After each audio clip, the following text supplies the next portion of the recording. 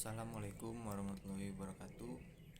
Nama saya Muhammad Hair Sidik dari kelas R2M NPM 202046500721. Saya akan menyampaikan presentasi yang bertemakan COVID-19. Yang pertama berjudul pentingnya menggunakan masker. Virus corona merupakan virus yang menular. Penularan virus corona dapat melalui droplet atau percikan yang dikeluarkan pada saat kita batuk atau bicara. Penularan terjadi ketika percikan terhirup orang lain yang ada di sekitar. Oleh karena itu, masker dibuat untuk melindungi dari droplet yang dikeluarkan oleh orang lain agar tidak masuk ke hidung dan mulut kita. Dan itu pun sebaliknya. Agar droplet kita tidak mengenai orang lain, kita tidak tahu bahwa lawan bicara kita sedang menjadi pembawa virus. Terdapat 3 jenis masker yang disarankan kepada masyarakat agar dapat memutus penyebaran virus corona. Contohnya seperti masker kain, masker bedah, dan masker N95. Menggunakan masker sangat efektif dalam pencegahan virus corona. Selain itu, cuci tangan juga sama pentingnya, sama seperti menggunakan masker. Untuk saat ini, pemerintah sangat menyarankan untuk memakai masker sebagai langkah untuk mencegah virus corona. Yang kedua, ada pentingnya mencuci tangan. Mencuci tangan mungkin terlihat mudah dan sering disepelekan hingga dilupakan. Namun mencuci tangan merupakan suatu hal yang sangat penting dalam dunia medis. Hingga PBB membuat sebuah kampanye untuk menyatakan setiap tanggal 15 Oktober adalah hari cuci tangan pakai sabun sedunia. Begitu banyak penyakit yang dapat ditularkan seperti penyakit saluran pernapasan, diare, infeksi, dan penyakit kulit. Dengan hanya mencuci tangan, tingkat infeksi saluran pernapasan dapat menurun dari 16% hingga 25%.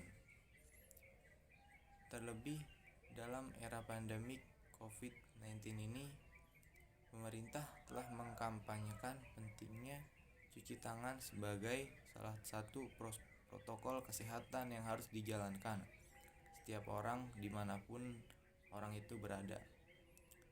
Waktu yang tepat untuk kita mencuci tangan sebelum, saat dan sesudah menyiapkan makanan, sebelum dan setelah makan, sebelum menyusui bayi, sebelum mengasuh anak di rumah, setelah buang air, setelah batuk atau bersin, setelah menyentuh sampah, setelah beraktivitas seperti mengetik, menyentuh uang, dan menyentuh binatang.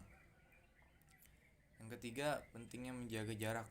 Untuk menghimbau penyebaran pandemi COVID-19 ini, orang perlu melakukan jaga jarak sosial, setidaknya sejauh 2 meter dengan siapapun orang yang ada di sekitar kita dan dari manapun mereka berasal. Alasan kita perlu menjaga jarak seperti ini satu sama lain karena betapa mudahnya coronavirus atau SARS-CoV yang bertanggung jawab atas penyakit penyebar di antara orang-orang secara teoritis dapat bertahan dalam aerosol selama 3 jam.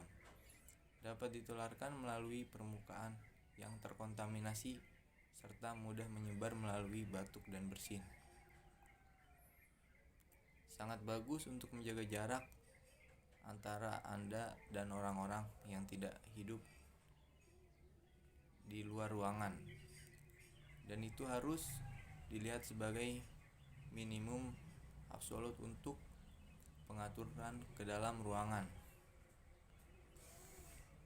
2 meter adalah rata-rata jarak yang dinilai aman bagi perjalanan droplet pernapasan dari bersin atau batuk sebelum menetap dan tidak mungkin menghirup oleh orang lain.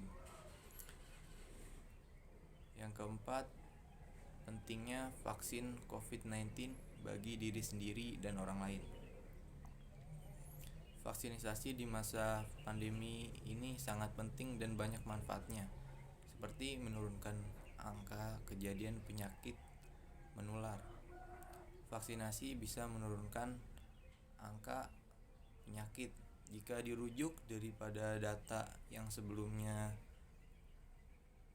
Angka kejadian pertusis pada 1980 mencapai 1.900.000 pada 2016. Setelah vaksinasi dilakukan dalam jangka panjang, angkanya turun 94% menjadi 123.000. Begitu juga dengan penyakit polio. Awalnya mencapai 53.000 pada 2016, kasusnya turun 99%. Hanya tersisa 42 kasus. Difteri turun 93%, rubella turun 96%, tetanus total turun 89%. Seluruh data ini jelas membuktikan bahwa setelah melakukan program vaksinasi, angka kejadian penyakit lebih menurun. Dengan vaksinasi, menurut saya daya tahan tubuh kita akan dapat melawan infeksi dari virus yang sedang ada di sini.